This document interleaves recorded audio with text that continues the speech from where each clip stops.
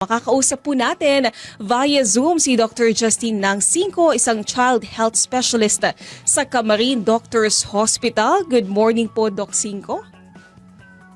Hi, good morning po. Ayan, nung isang araw na interview ko si Ralph. Si Ralph ay aking partner at si Doc Justin naman ay isang good friend at pedya ng aking mga pamangkin. So welcome dito sa Kapwa Ako Sagot Ko at napakalaking bagay na mai-interview ka namin dahil laman ng mga headlines ulit ngayon yung pagtaas sa mga cases ng tigdas. So simulan muna natin Doc. Ano nga ba yung tigdas at ano yung mga symptoms nito?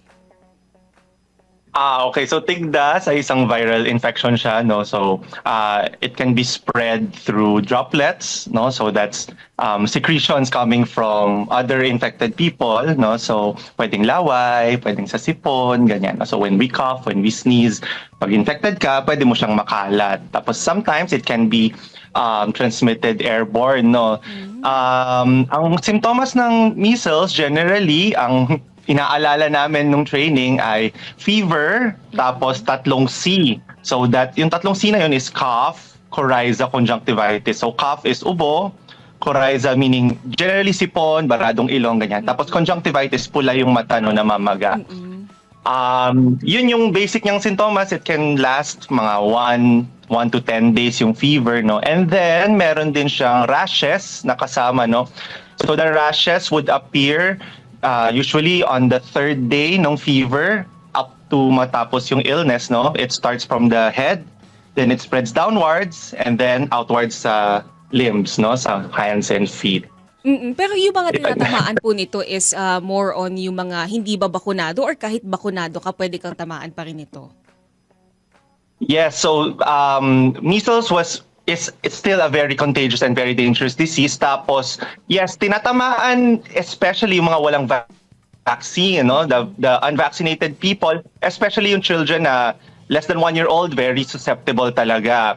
Tapos, those at risk for severe illness and death, especially yung mga less than 5 years old, yan talaga pinaka nakakatakot, generally natatamaan yung mga unvaccinated, but those with incomplete vaccinations and those with still yung may vaccine may onting cases of vaccine failure, very small percentage, pero yung mga incomplete ang vaccinations, pwede talaga sila magkaroon pa rin ng tinatawag nating atypical or modified na measles po. So kailan ba, Dok, dapat nagsisimula yung pagbabakuna at ilang doses ba ito if ever? Okay, sige, magandang tanong yan. Ang pinaka-important matandaan sa vaccines, no? So may schedule tayo dito sa Philippines especially na recommendations ng PIDSP, which is the Philippine Infectious Disease, Pediatric Infectious Disease Society ng Philippines. So the PIDSP would recommend ang may measles vaccine at 9 months old. Yun yung first vaccine schedule natin. However, in cases na may outbreaks, like probably now, kasi DOH has been saying na yun nga, there are a lot of cases of measles already, we can give it as early as 6 months, the measles vaccine. And then there's another dose pagdating ng 1 year old, and then there's another dose at least after a month after that, or generally at around 4 to 6 years old. So medyo magulo, if to our listeners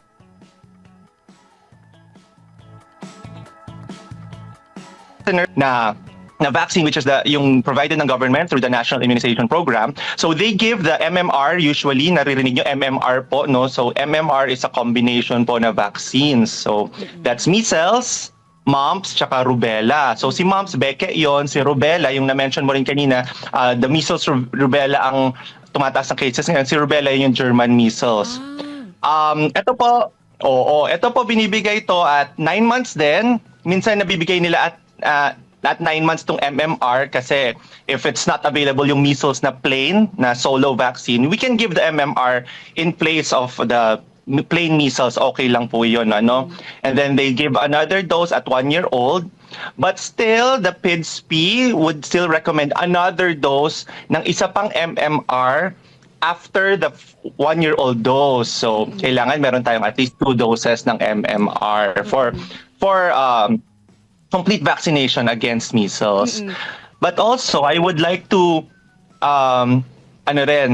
share with you that measles, kapag si mother po nagkaroon ng measles infection nung bata siya, so na-build up niya immunity, or nabigyan siya ng measles vaccine, so meron din siyang immunity na na-build up, na ipapasa niya po ito kay baby.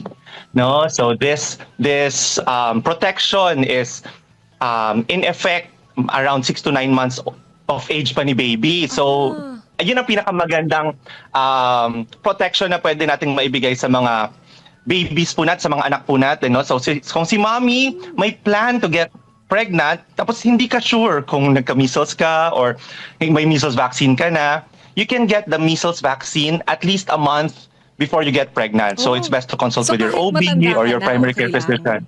Pwede ka pang makapag-catch Opo, up? pwede po Oh. Yes po. So pag hindi mo alam, ang usually sinasabi namin sa vaccines, no, if in doubt kung nabigyan ka or not, it's better to have it, get it again, no? Tapos kahit adults na po na walang record ng vaccination, pwede pa rin po tayo magbigay ng vaccines, especially for the MMR. Pero kailangan magpa-vaccine pa rin yung anak niya kapag pinanganak na. Opo, pagdating ng 9 months, 6 months, 9 months, no? Kasi mag-wear off na yung bigay na protection ni mommy. So, pero bakit kaya, Dok, tumataas pa rin nga po yung cases ng, yung sinabi niyo yung rubella ngayon? Dahil ba ito sa hindi nakukumpleto yung bakuna, or at all, wala talagang gusto, nabawasan kumbaga yung mga gusto magpabakuna? Yes, actually last year pa naming problem yan, there was a convention, no, about it. At isa sa mga issues that they tackled, na dumadami yung cases or dumadami yung individuals ngayon na bata na zero vaccinations, no? They're growing up without any vaccinations given. Sometimes even at birth, which is usually at birth ang required na ng PhilHealth, no, sa hospital, sa mga lying-ins, no, if you give birth to a baby, dapat mabigyan siya ng Hep B vaccine, BCG vaccine, tapos yung schedule po, no, which is given free sa mga health centers, which is given sa mga private doctors po. You can ask your primary care physician, either your general pediatricians, your family physicians, your internal medicines, yung mga general practitioners po. Dumadami yung cases po natin ngayon ng mga unvaccinated children. Kaya nagkakaroon ulit talaga ng rise in the cases of vaccine-preventable diseases. Pero ano po yung usually na sinasabi ninyo to encourage them to get vaccinated? Ano po yung, kumbaga, explanation, kumbaga, para yung mga takot nila ay medyo mawala, medyo kumalma sila sa mga paniniwala nila at magpabakuna na, lalo na yung sa mga bata? Okay, so medyo mahirap yung tanong, So generally, there's may mga approach yan. We've learned about it also in med school, no? So una, for the parents na very lax, no? They think that the disease is wala namang kwenta, no? So, tigdas lang naman yan. Ang dami nang nagkatigdas, hindi naman yan nakakamatay. So, usually, I educate them about the complications of measles, no? Yes, measles, pwede kang hindi mamatay, pwede naman po yun. No? However, as I've said kanina, for very young children, the mortality or the rate wherein pwede kang mamatay is very high. No? So I tell them the possible complications of measles, kasi pag sinabi nating measles, katulad ng sinabi ko, ang general symptoms niya po, yan, lagnat, ubo, sipon, pamamaga, pamumulan ng mata. No? Pero kung ganun lang naman ang sintomas, bakit may mga na-hospital pa? So sa problem with measles, it can affect other organs po, no? Pwede siya mag-complicate into pneumonia, which is infection or inflammation, pamamaga ng baga po, no? Pwedeng dahil dun sa measles virus mismo, or pwedeng may pumapatong na iba pang infection, no? Pwedeng bacterial infection. So maliban sa measles, mayroon pa siyang another infection na kailangan gamutin. And then, measles can also cause encephalitis, no? Infection sa pamamaga ng brain, no? Brain swelling. Tapos isa pang nakakatakot at often overlooked kasi hindi siya na alam ng karamihan, no? And although it's uncommon, ang problem, wala kasing treatment for it, is what we call SSPE or subacute sclerosing panencephalitis. So nakakatakot siya pakinggan, no? Pero generally,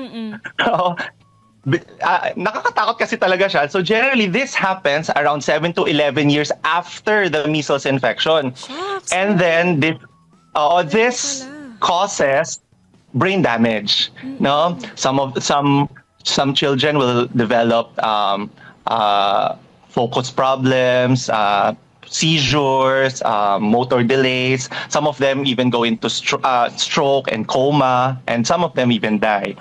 So yun ang isang nakakatakot na komplikasyon ng measles. So for those families, for those people na unaware dun sa complications ng measles, that's what I tell them. And then for those patients naman or caregivers especially na concerned about the safety of the vaccine and the efficacy of the vaccine. So I tell them that the MMR vaccine or the measles vaccine has been here for so many years already. And it's approved, syempre, by the governing bodies. So, una, kung saan man siya na-produce, no? Kung saan siya na-invent yung vaccine, no? So, na-approve yan for safety. So, before kasi siya ma-approve for use, for consumption, syempre, ang pinaka-important dyan is the benefit that this intervention will give is better than the risks it might entail. So, oo. So, the risks of vaccination are usually the side effects, no? So, that's fever, general weakness ng body kasi Minor matamlay, lang. no? Oo, very minor, no? So, there are some very rare cases of allergic reactions, no, mga untoward adverse events. So, we tell them na, yes, there are side effects, but these side effects outweigh the benefits, the benefits outweigh these risks, no, of the vaccine. So maraming checkpoint yan from the research part up to the approval for market use, no? Tapos syempre i-approve pa yan ng FDA, tapos i-approve pa ng mga societies ng mga doctors, no, for consumption. Ngayon, So Dok, ganun natalakay yung natin yung approach. sa vaccines ng tigdas. Pero paano naman po yung mga kasalukuyang binabattle itong tigdas, itong rubella, measles? Ano po yung lunas? Ano po yung treatment na ginagawa usually for them? Okay, so kapag meron ka ng measles, ang isa sa mahirap sa measles kasi wala kasi siyang specific na gamot that will kill the virus. Wala tayong specific antiviral that will target the measles virus. One thing we do una is vitamin A supplementation. So vitamin A can be given orally lang naman yun, no? So isusupplement natin siya, depende po yung dose sa edad at sa weight ng pasyente. And then supportive treatment. So pag supportive yon, we make sure na nabibigyan ng tamang nutrisyon yung pasyente, nabibigyan siya ng tamang fluids, no? Pag may masakit, mabibigyan ng pain relief. Pag nahirapan umubo, mabibigyan ng mga gamot para sa ubo that will help with the symptoms. Pero generally, wala tayo kasing, yun pa isa nakakatakot pala sa measles, wala tayong gamot na directly will treat the measles infection. So, Kailan yun. naman, Dok, kailangan isugod halimbawa sa ospital? May mga ganong cases ba? Kasi di ba sinabi mo na pwede ding maging fatal ang pagkakaroon ng tigdas. So kailan Yes. siya dapat dalhin sa doktor lalo na yung mga batang infected? Okay. Isa sa maganda sa kultura nating Pilipinas, pag bata ang may sakit, very alert ang mga parents, no, kitang mas magaling ang mga mata nila para silang mga pediatrician, alam nila pag may problema yung anak nila. So generally, if lalo na ngayon, may tumaas, if may manarinig ka rin mga cases ng dengue, so nagsabay sila. Generally, I would advise makita kayo ng doctor if the fever would at least mga 2 days or more na ang fever ng anak po ninyo, no? Makita kayo ng doktor. But kung isusugod sa emergency room, if you as a parent, no, nararamdaman mong may problema na yung anak mo na hindi mo na to kaya sa bahay, trust your instincts, dalhin mo na siya sa emergency room. And then on a more general specific na for a more specific na babantayan natin sa mga pasyente natin na may measles, no, especially kunyari nasabi nga ay may measles po siya, uwi muna kayo, pwede po yan sa bahay, no, bago kayo pumunta sa ospital. Ang mga babantayan po natin una ay yung nutrition status po niya. So, ito bang anak ko mukha na bang dehydrated? Malamlam na ba, na ba yung mata? Parang tuyo na ba yung labi at yung loob ng bibig? Humihina na ba ang kanyang appetite? No? Matamlay na po ba siya? Nakakatakot akong pati ihi, humihina na or nagiging concentrated na yung ihi po, no? Kasi mga signs po talaga yon ng dehydration. Another one is kapag po hinihingal ang bata, no? Ang paghingal po ng bata, usually mabilis ang paghinga at malalim, no? Kapag nakita natin na parang we call it retractions, no? Yung bawat hinga niya para siyang nag-marathon, no? Yung malalim na hinga, nakikita mo pumapasok yung sa ribs po niya.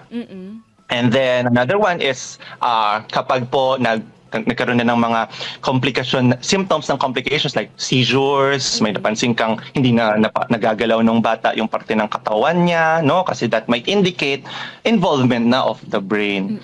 So pag may mga ganun po, maigi pong dalhin na siya sa ospital para mabigyan na ng lunas or mga gamot para ma-prevent ang further complications. Meron pa, Dok, mga paniniwala. Kayo na po magsabi kung tama ba ito or hindi. Sabi nila bawal daw paliguan kapag meron ng mga rashes dahil sa measles. Totoo ba to or mali po ito? Mali po yan. Pwede po paliguan, no? Kahit may mga rashes na po. Generally po, napapansin ko po yan dito sa Pilipinas, pag may lagnat, ayaw paliguan ng anak. Pero pag mataas ang lagnat, anong gagawin po natin? Pupunasan natin. Oo So nga. tama naman po yun, no? So pag may lagnat po, pwede po paliguan. Kung ayaw po nung bata, kasi pangit sa pakiramdam pag natamaan ng tubig, punasan po natin, okay lang po, wala pong problema. Tsaka kailangan malinis yung balat, di po ba? Lalo na kung may mga rashes yes na. po. Tsaka, Dok, ito, bawal Yes. pahanginan. Ano yun? Bawal daw pahanginan pag may tigdas. Anong hangin? Kasi tigdas hangin siya. Okay. Hindi, iba naman po ang tigdas hangin. Hindi, actually, ibang sakit ang tigdas hangin, no? So Okay. that's a different conversation. Pero, ang hangin, wala naman siyang masamang naidudulot. Malamang po nahanginan siya ng hangin na may measles virus, kaya po siya karon ng measles. Pero wala naman na pong magagawa yung hangin kung ikaw po ay may measles na. Dahil ang hangin po ay everywhere, no? Kahit hindi natin nararamdaman, Nakakatakot yung hangin. may hangin po. Opo. Dok, ano naman po ba yung mga, kasi di ba nga ang measles is may rashes. Paano mo malalaman kung measles na yun or allergy lang or rashes lang na normal? Or ibang klaseng rashes na? Ano yung mga telltale signs? Okay, telltale signs. Una, hindi lang basta rashes, measles agad. No? Una-una, kailangan nandun yung sinabi kong symptoms, yung fever, tas tatlong C. Tapos, yung rashes would appear usually on the third day ng fever po, no? Pangatlong araw ng fever, saka magsisimula ang rashes sa ulo. And then, habang bumababa siya, tuloy-tuloy pa rin po ang sakit ng bata. No? May lagnat pa rin po siya. Tapos, ang pag-distribute po ng rashes, no, mula sa ulo, then pababa, tapos palabas sa kamay, sa paa. Pwede natin yan i-differentiate from other we call that exanthems, no, yung mga rashes dahil sa mga infection. So, meron ding ibang mga sakit na pwede mag-rashes tulad ng dengue. Yung dengue po hindi po ganyan, no? Pag nag-rashes po yung dengue, hindi siya yung nagsisimula sa ulo pababa, no? Tapos may iba-ibang kulay yung rashes ng dengue. Sa tigdas hangin naman po, o yung tinatawag nating rosola, isa sa differentials when we're talking about measles. Sa tigdas hangin naman po, kung kailan mawala ang lagnat, saka magkakaroon ng rashes. Tapos hindi sila toxic looking like measles na ganyan, naglalagnat ng mataas, matamlay, umuubo, sipon. Generally, si rosola or tigdas hangin, para silang walang sakit. No, mataas lang lagnat, tapos okay lang sila kumakain, no? Tapos after mawala lagnat, saka lalitaw ang rashes. Pero ang so treatment maraming nito, ganun. Dok, So is generally, parehas lang? Yung mga treatment ng iba't ibang mga tigdas, iisa lang ba? Supportive lang din yun, no? Yung tigdasangin na supportive lang din bibigay natin. Tapos sa rashes naman per se, wala naman tayong kailangan ibigay, no? Mawawala din naman siya ng kusa. Pero 'di ba, Doc, pwede din magkaroon ng tigdas ang mga adults, lalo na yung mga hindi bakunado. Ano yung Yeah. dapat nating i-take kapag kami namang mga adults na nagkaroon nito? Okay, nako, pag adults ang nagkaroon ng measles, pwedeng unvaccinated or immunocompromised, no? Kunyari, na-vaccinate ka noon, tapos nagkaroon ka ng sakit that would compromise or mapapababain yung immune system mo, no? So the measles, ganun din. Supportive lang din ang treatment for adults, no? I have to double check, pero generally we still give hydration, no? IV hydration, symptomatic relief, and yung vitamin A, I have to double check, no, kung binibigyan din ng adults, no. Okay. Dok, ngayon na maiba lang tayo kasi kahapon dineclare na officially ng Pag-asa yung start ng dry season. So tuloy-tuloy na yung mainit na panahon. Ano pa ba yung mga sakit na kaakibat nitong mainit na panahon, particularly dyan po sa mga bata? Okay. So mga bata, so mga infectious diseases pa rin naman po ang pinaka usual na kaso natin, no. So and dry season, we see rises in mga ganyan measles, mumps, no, beke po, no, beke, and chickenpox, no, we might expect a rise in cases of chickenpox. Lalo na ganun din, vaccine preventable kasi itong mga to, and then ang daming hindi nagpapabakuna. Kaya ang talo dyan, actually, yung mga pwede sanang bakunahan, pero yung mga gusto sana magpabakuna pero hindi pa pwede, no, wala pa sa edad, no, or may ibang malubhang sakit hindi mabakunahan, no? So yan, measles, mumps, varicella or chickenpox. We might see cases of hand, foot and mouth disease again, no, kasi start na maglaro lang naman ng mga bata sa labas, at mga pawis laway nila, maghalo-halo na naman sila po. So, yan yung mga pwede nating mapansin na makita. Another one is yung mga probably non-infectious na sakit, pero baka ma-trigger like allergies, asthma, ganyan. Pwede pong lumitaw yan. Ayan, maraming salamat po sa inyong panahon, Dr. Justin Cinco, Child's Health Specialist, Camarines Doctors Hospital. Sana ma-invite pa namin kayo next time. Sana hindi kayo na-stress sa interview. Maraming salamat po. Welcome po kayo ulit dito sa Maraming salamat din. Thank you so much po. Thank you for having me, Naomi. Thank you. Ayan, at nakausap nga natin ulit si Dr. Justina Cinco, isa pong pediatrician.